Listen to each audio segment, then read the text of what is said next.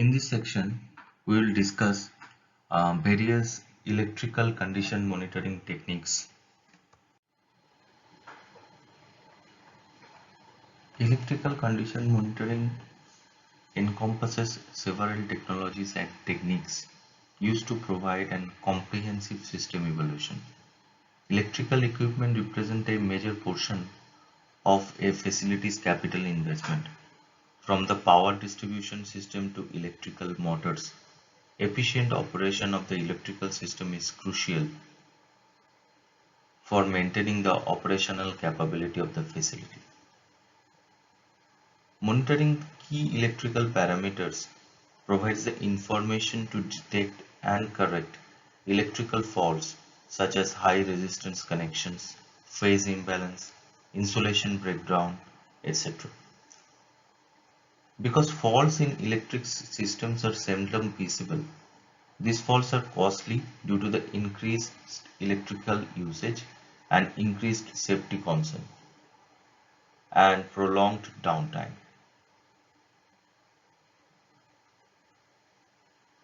According to the Electrical Power Research Institute, voltage imbalance as little as 5% in the motor power circuit results in 50% reduction in the motor life expectancy, and efficiency is a three-phase AC motors. A 2.5% increase in the motor temperature can be generated by the same 5% voltage imbalance, accelerating the insulation degradation. So for a facility, the electrical condition monitoring is very important. In CMRP exam, you can expect different questions mainly concerning about advantages and disadvantages of various CBM techniques in electrical condition monitoring and particular usage of that technique. Like other condition monitoring technique, electrical condition monitoring is also very vast topic and requires a completely new set of lectures. But in this section, we will try to touch upon only that topics which are most commonly come in the CMRP exam.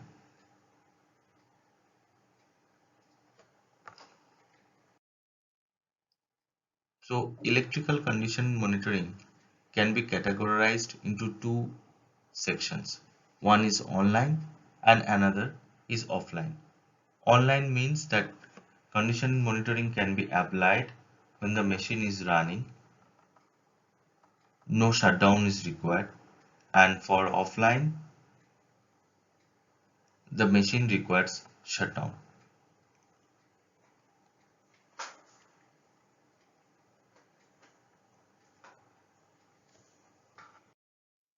Some examples of online monitorings are dissolved gas analysis, partial discharge monitoring, temperature monitoring, power quality monitoring, current signature analysis, etc. Some of the offline monitoring techniques are insulation testing, motor current reading testing, motor current signature analysis, surge comparison testing, mega ohm meter testing, etc. In in these different technologies, we will discuss some of these online and offline monitoring technologies which are most commonly used in industry and most commonly asked in CMRP exam also. So one of such technique is motor current reading. It is a very simple CBM technique and does not require any sophisticated gadgets or highly skilled manpower. Rather, it requires a simple clamp meter with which we can measure the current that is going into a electrical system. For very heavy and critical machineries, there is inbuilt current transducer which measures the current online on real time, and the value is displayed in DCS PLC or in SCADA. There are cases where the tripping of the machine is also given in case of the current consumption is very high. The motors or the facilities which are not so critical, there is no requirement of the online monitoring of the current, but current can be monitored on regular basis as said by the company's philosophies or as per requirement. So this measure value it current is compared with the design value, and if there is an abnormality, then further checking of the fault can be done. For example, you have a pump or motor that is designed to take around 16 ampere of current in case of 50% load. Now your load is in 50% and you are checking in one fine day and you are getting a current about 22 ampere. So there must be something wrong in the motor. It directly cannot detect where the point of fault is, but at least you can know that there is some fault in the motor. That's why it is taking so high current. So you should stop the motor and start analyzing where is the fault.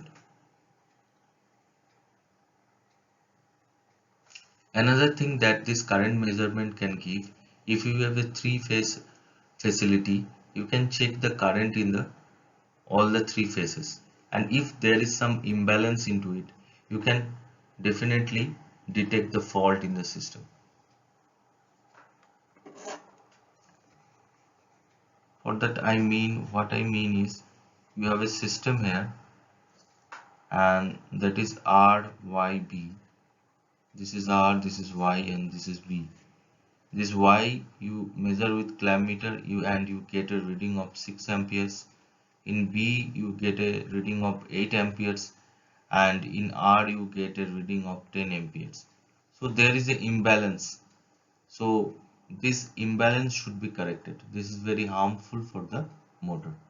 So you can get this type of conclusions from the motor current reading analysis. It is very simple, less time consuming, but it directly detects the fault in the machine. The limitation is it may be uh, it may be very last indication, or you get this indication when this already the sufficient damage in the motor has been done. So there are other techniques uh, which solves this problem.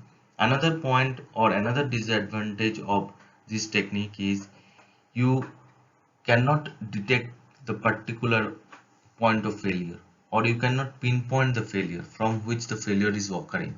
Okay, you are getting the high current, but where is my failure?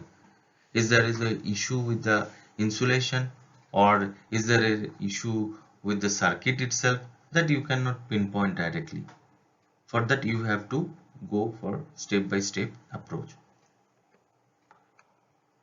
So next technique is the motor current analysis. Here the current input is taken from a clamp meter and it is connected through a FFT analyzer to a computer system where there is a inbuilt data analysis software. So what happens is the clamp meter takes a note of the current reading, and there is a fast Fourier transforming happening in the FFT analyzer, and in the output we will get a spectrum. Spectrum means we will get a waveform, that is frequency versus amplitude, and from this frequency versus amplitude waveform we can infer about the failure. We can detect if there is a broken or cracked rotor buds, or there is a problem with the power quality. that can be detected. Current analysis is very important analysis, and uh, it provides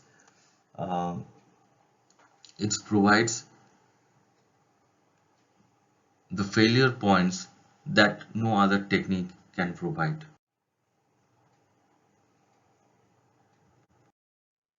Another very important technique is AC high potential testing, or HIPOT.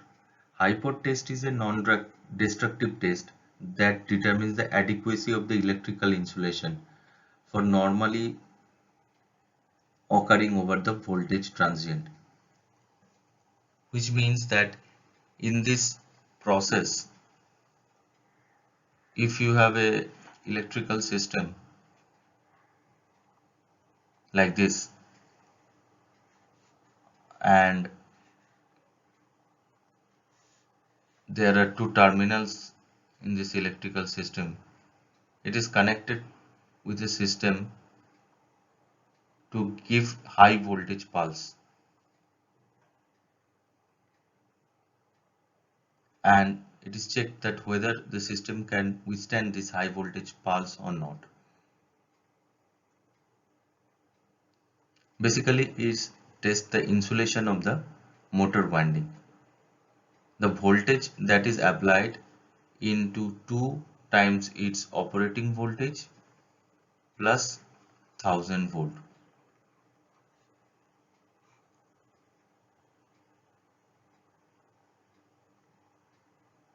It is conducted on a new motor or a motor which has been rewound.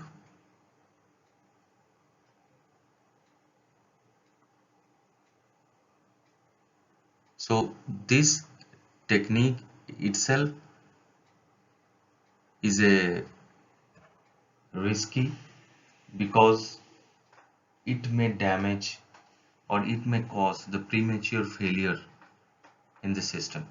So this is a no-go test, and it depends on your company philosophy. And due to this possibility of premature failure,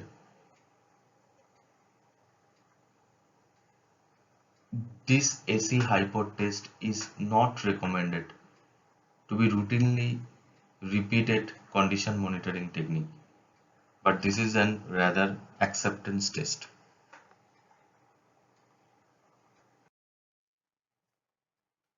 Now, the surge comparison testing is another form of testing that is being widely used. In this case, the high voltage pulses are given to two identical motor windings, and waveform generated are recorded. It is an acceptance test. These tests also have a detrimental effects on the winding. Data are provided as a comparison of waveform between the two phases, indicating the relative condition of the two phases with regard to the short circuit. This test is very critical because they are the only test that finds turn-to-turn insulation weakness. So where it is very important to find the turn-to-turn insulation weakness, this test has need to be conducted.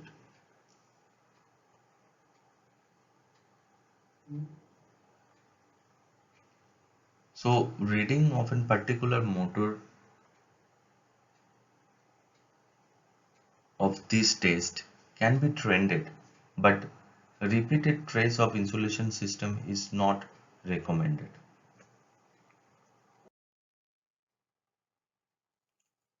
This is another test which can be done simply by use of a mega ohm meter, or simply called Megger. This is used to measure the insulation resistance face to face and face to ground of an electrical circuit.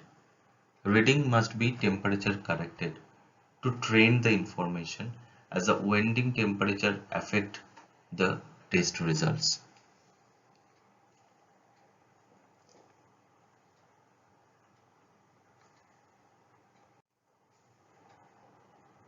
In this connection, one particular matrix is very important, which is known as polarization index, and you can expect questions from this particular topic in your CMRP exam. And it is also good to know because this item is normally given in the cable specifications. So polarization index is used as an indicator of the motor insulation health and is useful identifying the accumulation of the contaminants as well as physical change of the insulation. Polarization ratio is measured as the insulation resistance after 10 minutes divided by insulation resistance after 1 minute. The recommended minimum value of polarization index for AC and DC motors is 2. Machines having winding with a lower index are less likely to be suited for operation.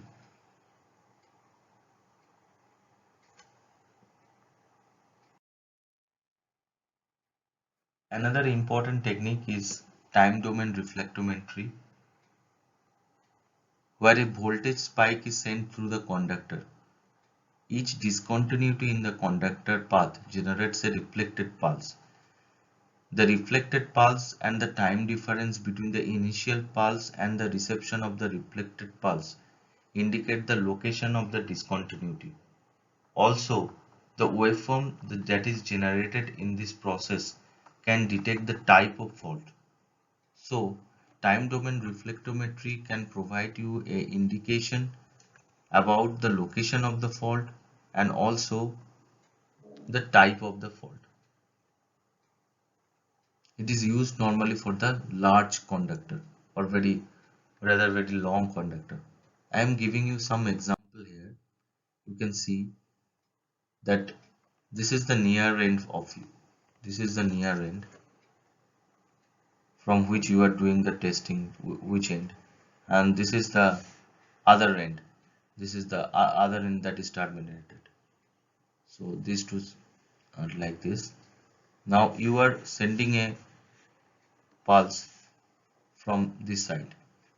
So if there is a uniform cable, so there is no cut in it. So suppose you can say this is your captive power plant and this is your one of the substations, say substation 1, and the cable is laid in between these two. Now you can do the TDR, you can say the voltage spike from this end, and if there is no discontinuity in the cable, it will give you a curve like this.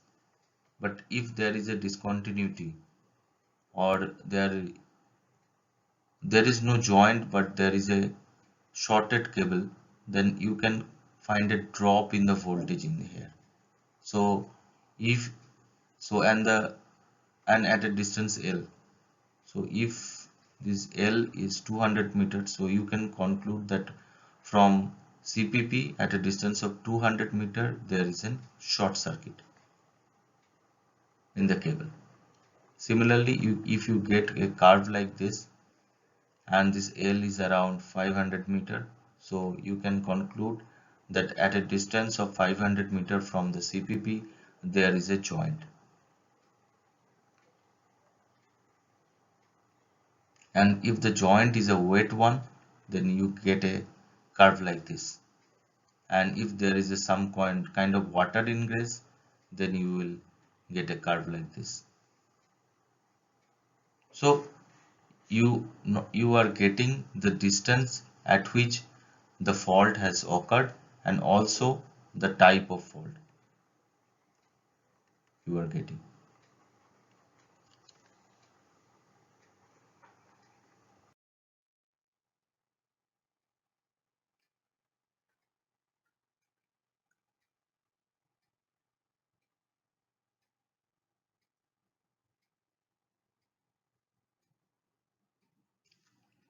Another important technique is radio frequency monitoring.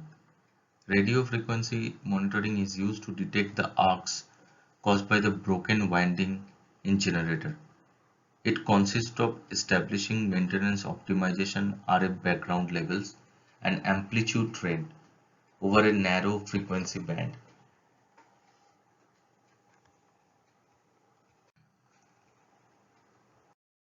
Another important technique is power factor calculation. Maintaining optimum power factor maximizes the efficient use of electrical power.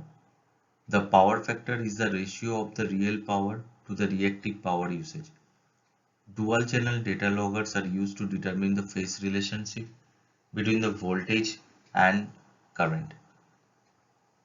Then you can calculate the power factor. If this process detects a low power factor, subsequent engineering analysis will be required to devise a means of improvement of the power factor.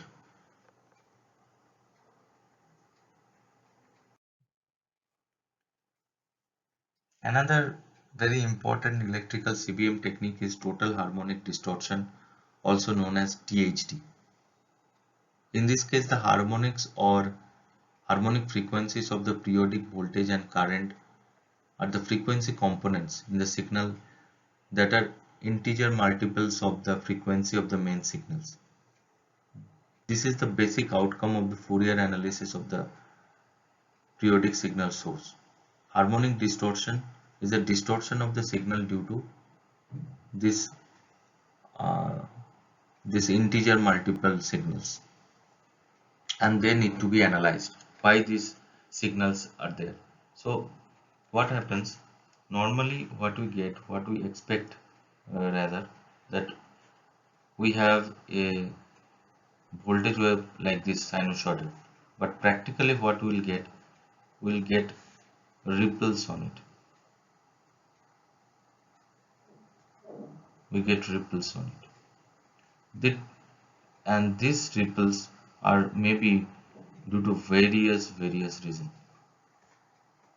So if we do the FFT of this, what we get? We get a amplitude versus frequency spectrum,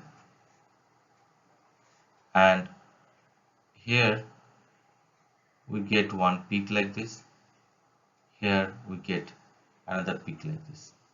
Suppose I am giving you a very generic idea. So this amplitude gives you an idea how bad it is, and this particular frequency gives you an idea what it is. What is the reason of the fault? What is the reason of this additional harmonics that is coming into it? And this amplitude, how big is the problem? More the amplitude, bigger is the problem.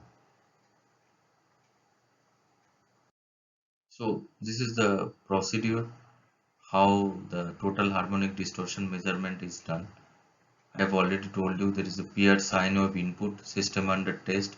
We get a distorted sine wave, and there is a spectrum analyzer which basically does the Fourier transform, and we get a amplitude versus frequency spectrum, and by analyzing this amplitude versus frequency spectrum, maybe with respect to baseline or maybe with respect to some engineering data, we can conclude that this is the problem. So we have discussed various techniques. Now let's be very specific and check what type of CBM techniques can be used in what type of asset. If it is a electrical distribution cabling, we can use the mega ohm meter.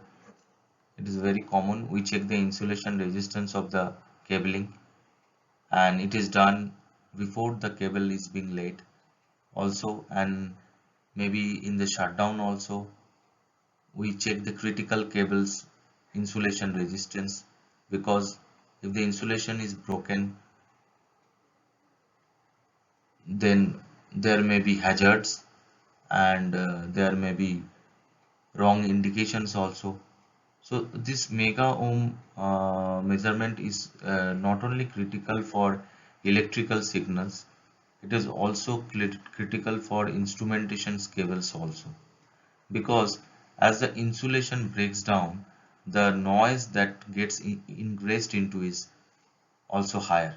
So if there is an instrumentation signal uh, and if the going through a cable and the cable insulation is broken, then the noise will be increased on it and the signal may be changed, and as a result there can be catastrophic incidents also, because the value that is being watched by the operator may not be the actual value. It is the value plus the noise. Another very important technique is the time domain reflectometry, which I have discussed with you in detail, and you have seen that how beneficial it can be. Second is HiPot, AC HiPot analysis. This is also a go no go test, measuring the insulation resistance of the motor winding, and this cannot be treated as a CBM technique, rather it is an acceptance test. And another is infrared thermography, where you can detect the cable hot zone. If it is a electrical distribution switch gear or controller, then you can do the visual inspection, you can do infrared thermography, you can do airborne ultrasonic also. Now if it is a transformer, then you can do the oil analysis, you can do the trans ratio, you can do the power factor, you can do the harmonic distortion. These two we have discussed in detail. If it is an electrical motor, with the current draw, motor current spectrum analysis, motor circuit analysis, mega ohmmeter, hypot surge, conductor, complex impedance, starting current, coast down time, all these things. If it is a generator, we will use mega ohmmeter, we will use RF, we will use coast down time. So I have given a brief idea about the various CBM techniques that are being commonly used and advantages and disadvantages of these techniques. Please be prepared in these various techniques and remember the advantages and disadvantages. If possible, in your plant or your facility, go to the electrical site once and check physically how it is being done. This will give you a better idea or better picture of it. Because in CMRP exam, always the uh, questions that comes test the practical knowledge of the person. It states that whether the person has physically done the things. So by theoretical knowledge I have given you, plus if you go to the site once and check how these things are being done, maybe one two techniques also, that will clear your idea, and it will be very easy for you to memorize these things, or rather to conceptualize these things. This is all for the electrical CBM techniques. See you in the next lecture.